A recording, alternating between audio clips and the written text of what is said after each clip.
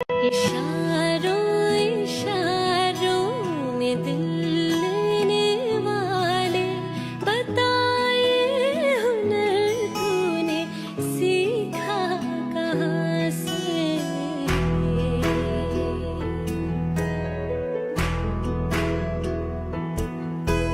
निगाहों निगाहों में जादू चला ආයිබෝවන් අද මැහුම් පාඩමෙන් මම ඕගලන්ට කියලා දෙන්න බලාපොරොත්තු වෙන්නේ හැඩ සායක් සකස් කරගන්නේ මොන අන්දමේද කියලා.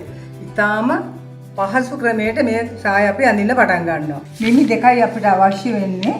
කලිනේ මිම්මයි සායේ උසයි. ওই මිමි දෙක තමයි අපිට අවශ්‍ය වෙන්නේ. මේ වගේ රේඛා දෙකක් අපි අඳිනවා අරහට පහළට. මේ රේඛා දෙක මේ විදිහට අපි දිගටම ඇඳ ගන්නවා. දැන් අපි කරන්නේ මේ රේඛා දෙක හමු වන ස්ථානට අපි A කියලා දානවා. දැන් ඉනමින්ම උදාහරණයක් වශයෙන් මම අඟල් 30ක් ගන්නවා.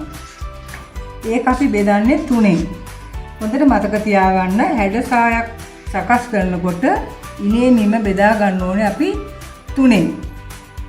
එතකොට අපිට ලැබෙන්නේ අඟල් 10යි. ඒ 10 අපි ලකුණු කරන්න ඕනේ ඒ ලක්ෂයේ සිට මේ වගේ ඒ ලක්ෂයේ කොනට අපි ටේප් එක තියලා හරියටම අඟල් 10 ලකුණු කරනවා. දැන් මේ වගේ අපි මේ අඟල් 10 මෙහෙම තියාගෙන රවුමට ලකුණු කරනවා. දැන් අපි අඟල් 10 මෙතනින් කොහොම තියනවා තිතක් තියා ගන්නවා. 10 ළඟින් ඊළඟට නැවත ඒ ලක්ෂයේ ඉඳන් මේ වගේ තියා ගන්නවා අඟල් 10ක්. මේ ආකාරයෙන් මේ රේඛාව දක්වාම අඟල් 10 අපි තියා ගන්නවා. මේ වටේටම තියාගත්තට පස්සේ අපි කරන්නේ රක්ෂාරා අවාකාරව මේ වගේ හැඩයක් අඳිනවා. මේක ගන්න අපි මෙතන අඟල් 10යි ටේප් එක තියලා නැවත අඟල් 10යි මේ වගේ අඟල් 10 10 මාක් කරගෙන ලක්ෂ්‍ය ලකුණු කරගෙන මේ කවාකාර හැඩය ඇඳ ගන්නවා. ඊළඟට මේ කවාකාර හැඩය මැනින්න ඕනේ.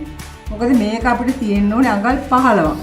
මේක අපි වක්‍රාකාරව තියෙන රේඛාව මනින්නේ ටේප් එක හරියටම ඒ ලයින් එක උඩින් පිටවගෙන යන්න ඕනේ. මෙහෙම ස්ටෑන්ඩ් කරගෙන රවුමට යන්න ඕනේ.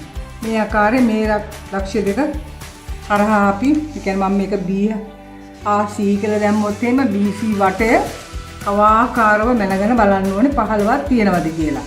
දැන් 15ට වැඩි වුණොත් අපේ සායට රැලියෙනවා. අපිට 15ක් අවශ්‍ය නම් අපි කරන්නේ 15ට වැඩි වුණොත් එimhe ප්‍රමාණය අපි මේ රේඛාවෙන් අඩු කරගන්න ඕනේ. අපි මේ රේඛාවෙන් අඩු කරලා මේ වගේ ලයින් එක දිගටම අඳින්න ඕනේ. දැන් මේ රේඛාව අපි දිගටම ඇඳගත්තට පස්සේ අපි කරන්නේ මෙතන ඉඳන් අපේ සායේ උස. මම උදාහරණයක් වශයෙන් ගන්නවා අඟල් 27ක් කියලා. නමුත් මම කුඩා අඳිනවා ඕගලන්ට බලා ගන්න නිකන් කුඩා සායක් විදිහට. මීට වඩා අපි උසට ගන්න ඕනේ මේ ලයින් එක.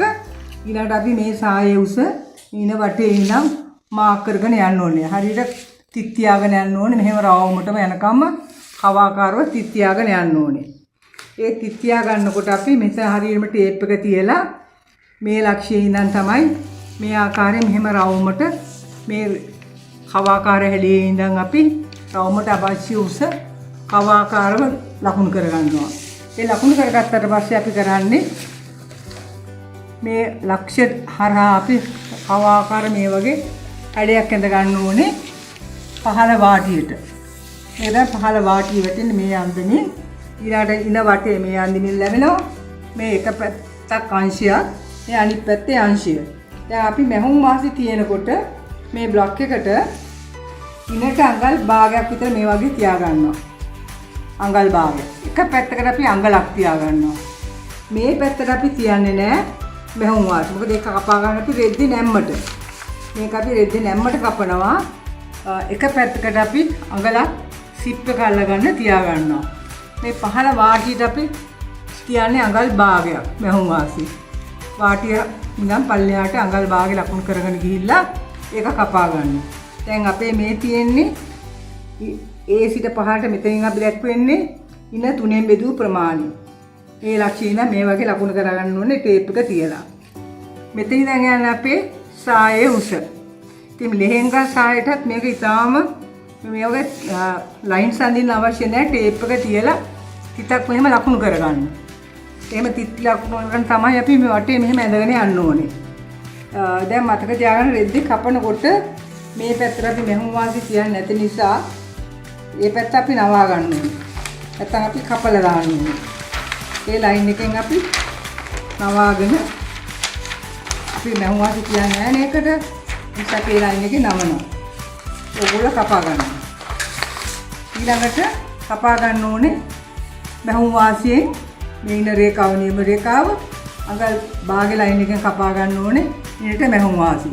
ඊටාම සරල ක්‍රමයක් තමයි මේ සායේ සකස් කරන්න හැටි. මේ සායේ උස විලුඹ දක්වා ගත්තාම ලෙහෙංග සායකට සමාන වෙනවා. ඉතින් මේක ඊටාම පහසු ක්‍රමයක් තමයි අපි ඉදිරිපත් කරලා තියෙන්නේ. ඔයගලන්ට මම හිතන්නේ කිසිම ගැටලුවක් ඇති වෙන්නේ නැහැ මේ සාය සකස් කරනකොට.